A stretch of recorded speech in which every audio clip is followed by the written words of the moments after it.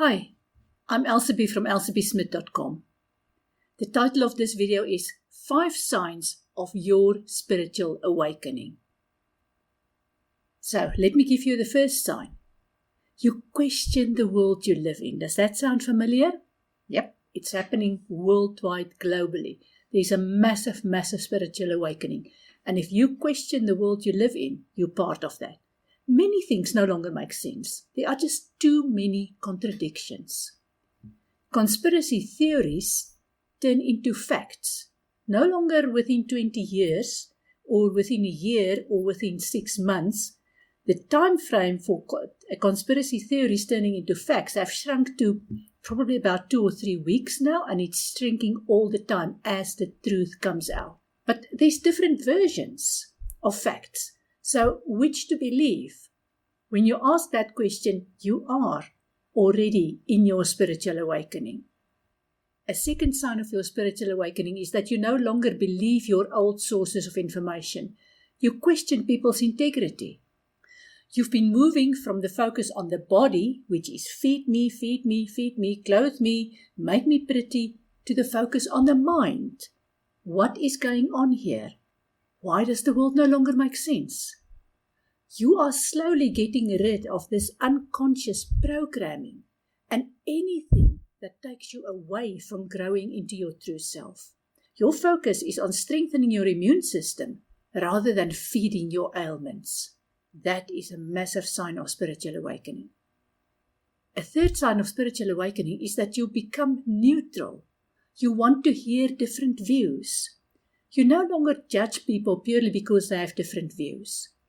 You no longer resist because you understand that your resistance feeds into these energy suckers. They want you to resist. They want you to be afraid. They don't want you to change because you were good where you were. They could suck the energy out of you.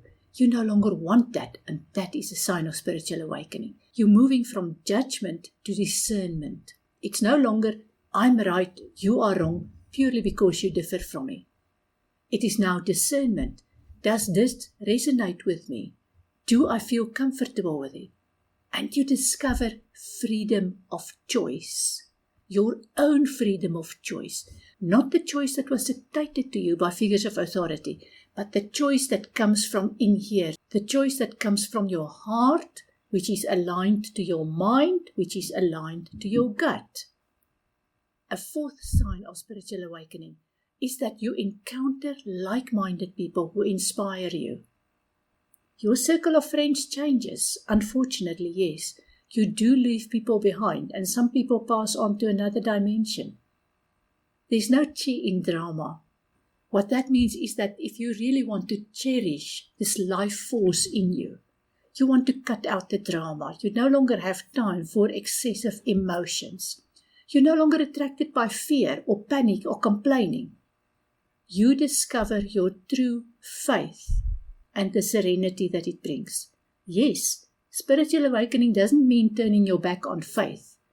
It means questioning all those religious habits and indoctrination and prescriptive movements and all of that. You're no longer a victim. A final sign of spiritual awakening is that you feel a need to spend quiet time with your Maker. You ask the unaskable questions and you get clear answers.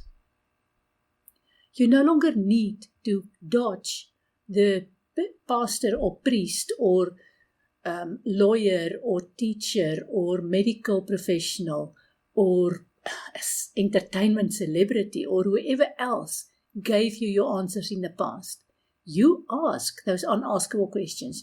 You get clear answers. Where from? From inside.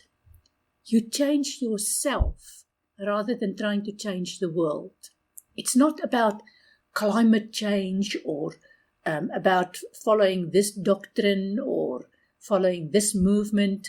It's about changing yourself rather than trying to change the world. It is about getting rid of your excess emotions, or actually processing those excess emotions so that those emotions become tools that you use rather than tools for destruction. The result of this is that the world changes with you.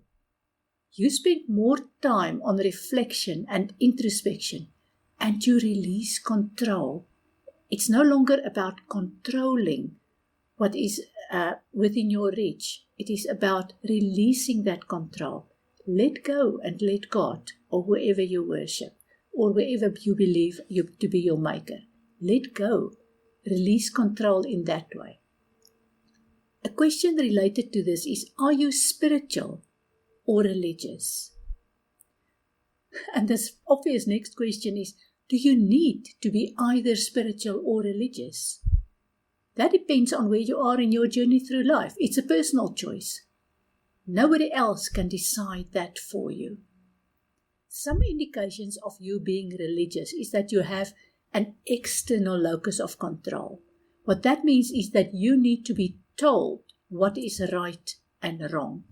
You need a middleman to talk to your maker based on rules and prejudice and judgment. God for you is in heaven or in church or somewhere else. And there's a huge amount of copping out in the sense that your Savior will help you. Self-respect is hard work, especially when you've done things that made you lose your self-respect. It's a struggle to get that self-respect back. Compared to that, being spiritual, which actually comes with a huge responsibility, much bigger than following the doctrines of religion. What do I mean with that? When you are spiritual, everything you think, say, and do are a means of prayer and worship. You go inside yourself, you ask God what to do, not how to judge, but what to do. And that means that God is inside of you.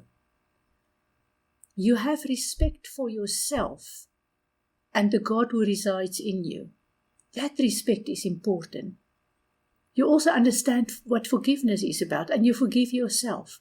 You understand why you needed to go through experiences and what wisdom you needed to gain from those experiences. Bottom line is, there's no right or wrong when it comes to being spiritual or religious. If you are religious and that is where you find the resting place for your foot in this incredible world that we're living in, that's fine. If you choose to be spiritual, that's fine.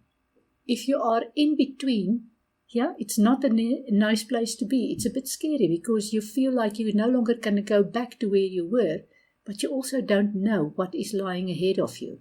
That's okay. You will discover what lies ahead of you by communicating with the God within. You will find your place in this world. Well, you already have your place in this world. You will simply become more aware of what your place is. Namaste.